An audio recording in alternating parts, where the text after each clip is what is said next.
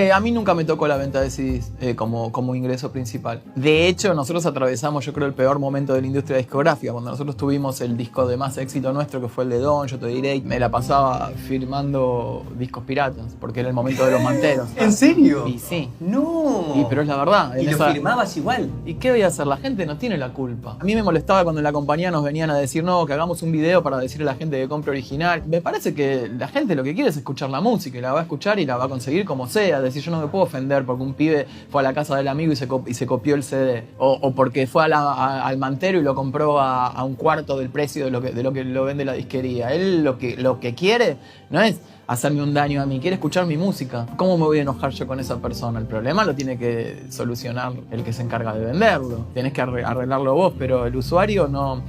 Las palabras de Ale Sergi, el vocalista de Miranda, volvieron a resonar con el público latinoamericano por una polémica que surgió en internet. Todo empezó gracias a que Elon Musk hizo la única cosa inteligente en su vida y activó la traducción automática, por lo que personas de Latinoamérica, Rusia, Europa pudieron comunicarse más libremente con japoneses, asiáticos y coreanos. Y mientras mexicanos y chinos debatían ¿cuál era la mejor canción de Luis Miguel? De luchar, qué razón para que me ames. Nuestro destino. Los japoneses y coreanos empezaron a decir que éramos unos salvajes por criminalizar peor el abuso infantil que la piratería. Y es que el tema de la piratería se ve de formas diferentes en Rusia, México y Brasil que en Japón y Corea. Mientras unos lo ven como un crimen peor que abusar de un niño, nosotros lo vemos como un problema de accesibilidad a la cultura. Y como dijo el mismo Ale Sergi, el problema no es del público. Al público le gusta tu arte.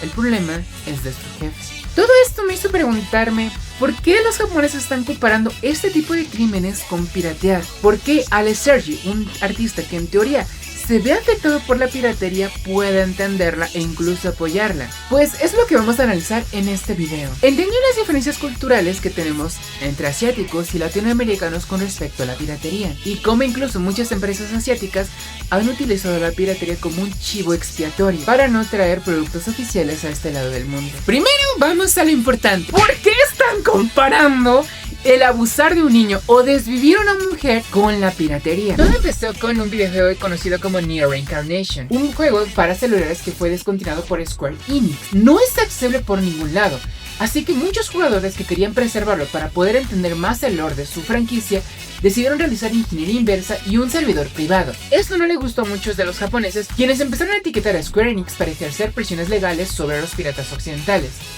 Muchos de los piratas de este lado del charco empezaron a hacerse una gran pregunta: si pagar no significa que soy dueño de aquello que estoy pagando, y si la empresa quiere puede quitármelo cuando quiera, ¿por qué piratearlo sería algo ilegal? Entiendo que la piratería también es un esfuerzo de preservación. ¿Y cuál fue la respuesta de los japoneses? Culpar a la piratería de un juego que ya no va a ser accesible en ningún lado, llegando a decir que por qué no mejor jugamos con piedras, papel, pelotas y lodo, porque los videojuegos son para países desarrollados. Y peor aún, que somos unos salvajes por perseguir más duramente el abuso infantil que la piratería. ¿Y saben qué es lo peor? ¡Que es cierto! En Latinoamérica es más castigado el abuso infantil que propiamente la piratería. Y mientras en México se castiga el abuso como un crimen grave, en Japón es una cuestión meramente administrativa. Vamos a ponerlo en perspectiva. En México por ese tipo de crímenes puedes pasar hasta 30 años en la cárcel y pagar una multa de unos 500,000 pesos. Mientras en Japón tenemos el caso de Nobuhiro Watsuki. En 2017 fue encontrado culpable por poseer fotos y videos de menores. Y tiene una cantidad tan insana de imágenes que las autoridades pensaron que se trataba de un caso de trata de menores. Sin embargo, sus crímenes fueron reducidos a una pena administrativa, una multa de 200,000 yenes, apenas $800, lo que le permitió volver a trabajar en la Shonen Jump para continuar el arco de Hokkaido de su manga. Y autores como Ichiro Oda, entre otros, mostraron su respaldo al autor tras su regreso. Mientras que por subir un archivo pirata a internet te podrías llevar una multa de entre 10 y 30 millones de yenes. El gobierno japonés castiga 200 veces más que tú juegues un juego de forma ilegal, sea o no accesible de forma legal, a que tú tengas una cantidad equivalentes al de una organización criminal de trata de menores. Y esto es algo que también sucede en la vida cotidiana. Aunque el gobierno japonés dice castigar el abuso contra las mujeres, muchas de ellas señalan como la misma policía les pide no denunciar, y las mismas instituciones desestiman este tipo de quejas, como es el caso del Chicken Chance Day, donde tiene lugar el examen de admisión a la universidad, así que muchas chicas y adolescentes prefieren aguantar el ser tocadas y abusadas en el transporte público con tal de no perder su examen de admisión. Porque sí, decir que llegaste tarde a tu examen porque hubo un rabo verde en el metro que estaba toqueteándote no te va a ayudar. Así que comparar el abuso infantil con piratear un juego en Japón tiene sentido, porque efectivamente se ve como algo peor, se trata como algo peor y se castiga como algo mucho peor. Eso es algo que también se repite en Corea, donde hace unos días una chica hizo una denuncia pública sobre el abuso que recibió por su hermano mayor cuando ella tenía solo 10 años.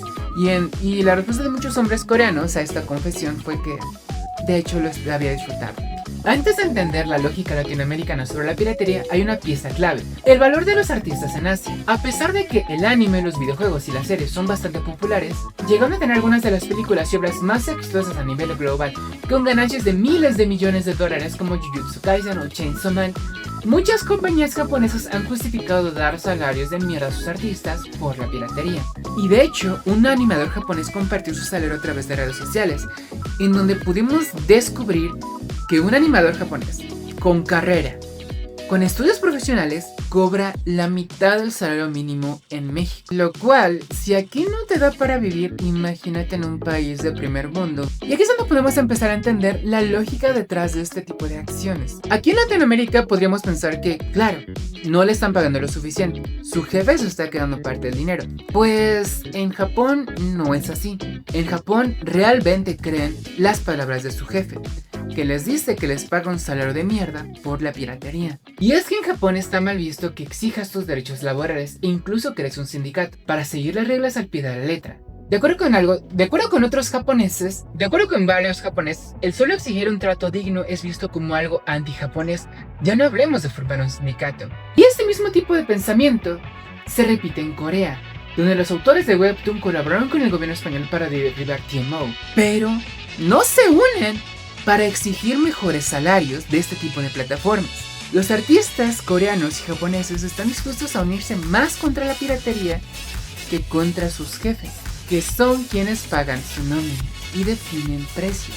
Algunos de estos coreanos llegaron a decir que incluso van a quemar en la hoguera y disecar a cualquier persona de Latinoamérica por leer ilegalmente un webtoon de dos hombres besándose y tocándose sus aros.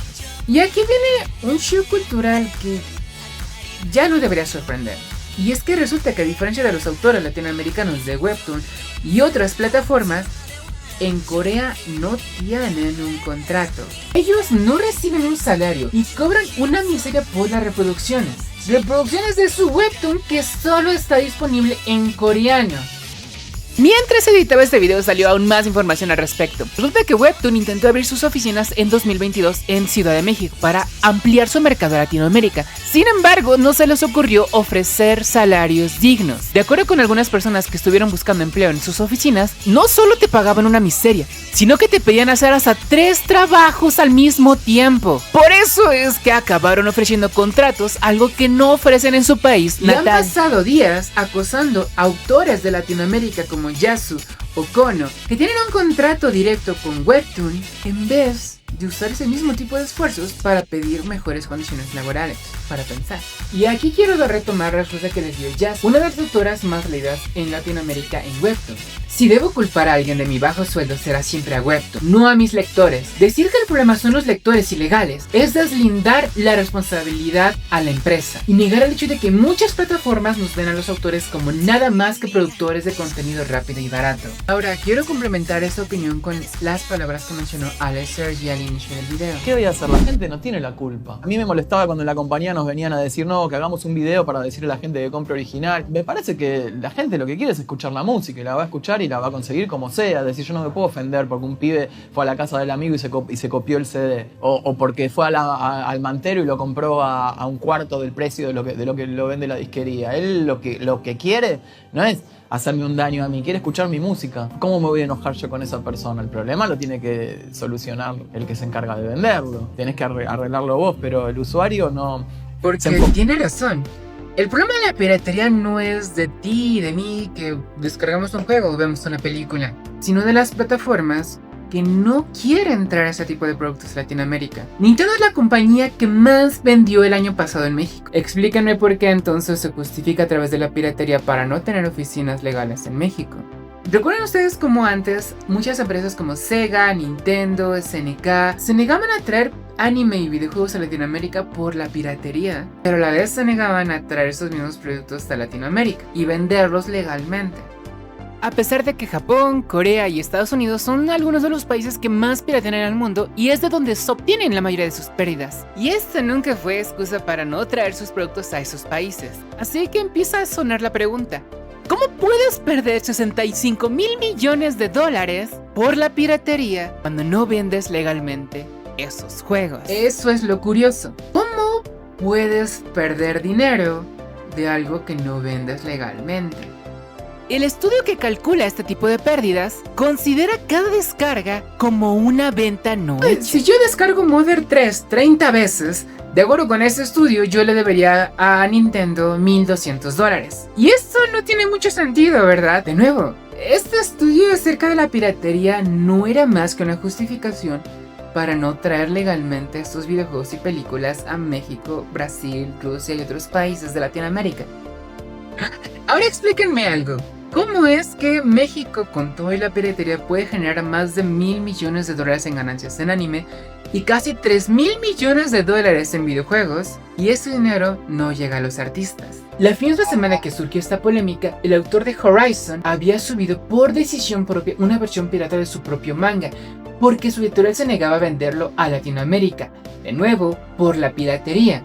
¿Y cómo reaccionó el público latinoamericano? Donándole dinero directamente a este autor, llegando a juntar 900,000 yenes en tan solo una semana. Un autor que hasta hace unos días no podía ni siquiera comprarse un café, ahora tenía el salario de todo un año. Si este autor no hubiera pirateado su propio manga, no habría tenido dinero. La piratería no solo salvó su obra, sino salvó su vida. Entonces, la piratería se convierte más en un tema de acceso. Si tú eres una persona de Japón que puede tener una Game Boy Advance y puede ir a su Akihabara más cercano para comprar una copia de Mother 3, tienes derecho a probarlo. Si eres de Oaxaca y conociste este tipo de videojuegos por el video de cómo te rompe la Madre 3, lo siento, no mereces probarlo. Y ahora me voy a poner un poquito personal porque el tema de la piratería se conecta directamente con mi propia educación. Porque no solo es que gracias a la piratería conocí videojuegos, anime, películas, que de otra manera hubieran sido imposibles, sino que gracias a ella yo pude titularme. Yo estudié en la UNAM y no tenían los libros ni partituras que yo necesitaba. Incluso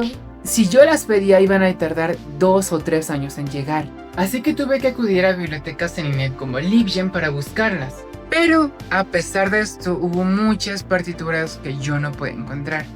Una de ellas es de la artista japonesa Akiko Yamane. Yo me acerqué a ella, busqué un traductor de japonés para que me ayudara a mandarle correos y llegar a un acuerdo en común. Y aquí viene algo importante que me dijo Akiko. A su editorial no le importaba su música ni su artista. No estaban dispuestos a gastar en una impresión legal para que yo pudiera conocer su obra, que yo estaba dispuesta a pagar con todo, envío, derechos, todo lo que hiciera falta. Así que llegamos al mejor acuerdo que pudimos: piratear sus propias partituras. Yo le pagaría a través de PayPal un equivalente por el envío, los derechos de producción y la propia copia de las partituras, y ella me daría una pequeña entrevista y además podría tener sus partituras. Pero me comentó que la editorial no podía enterarse de esto. Y es que aunque en México piratear un libro o una partitura para fines educativos es algo que está respaldado por la ley, en Japón y Estados Unidos no es así. Y creo que eso resume bastante las diferencias culturales entre México, Japón, Corea. En Japón se ve más como una forma de defender tu propiedad intelectual como empresa, no como artista, dejando de lado al artista y su derecho de explotar su propia obra. Así que no importa si tú o yo estamos dispuestos a pagarle $40 o más al artista que tanto amamos y que él sea la persona más feliz de recibir ese dinero directamente. Si la empresa dice que no se puede, simplemente no se puede. De esta forma, los derechos de autor se convierten más en un cerrojo, un cadenero que decide quién sí y quién no tiene derecho a acceder a la cultura. De esta forma, la piratería se convierte más en un trabajo de preservación más que en el de un ladrón. preservando el acervo cultural de muchos videojuegos, películas y cine que las empresas no ven como redituable o no lo ven como necesario. No Man's Sky es totalmente irreconocible de su versión actual. Mientras el juego original es un juego de exploración espacial donde tenemos que aprender a subsistir, el juego actual es más parecido a un multiplayer de extracción. Y esto se vuelve mucho peor en casos como el de Overwatch 1, que pasó a ser completamente inaccesible, sin importar si ya habías pagado por él. Así que la piratería se convierte en un archivo vivo. Un archivo de todas las demás versiones de videojuegos, películas, que han sido censuradas o eliminadas por las mismas empresas. Y no tanto como dicen los japoneses, que parece que en Latinoamérica violamos las obras de los artistas. Y es que incluso las empresas se benefician de este tipo de archivos digitales gracias a la piratería. Por ejemplo, Nintendo nunca le dio crédito al programador que creó los archivos .NES, que tiempo después utilizaría para su tienda virtual de la Wii U y Nintendo 3DS. Ahora bien, cuando vemos que los piratas están dispuestos a comprar los videojuegos que han conocido a través de ROMs y emuladores, pagándoles directamente a los artistas que han creado estas obras maestras, cuando las compañías se niegan a apoyar a sus artistas con contratos y salarios injustos, llegando incluso a destruirlas de manera casi totalitaria para evitar pagarles regalías, es que tenemos que pensar en una solución. Como dice Nicholas Cars, las leyes de derecho de autor no están pensadas para nuestro presente, sino para un pasado que no existe y un futuro que nunca existirá. Y es algo que tiene que cambiar con el tiempo. No es posible que un artista tenga que vivir un salario de mierda mientras una empresa se aprovecha de él.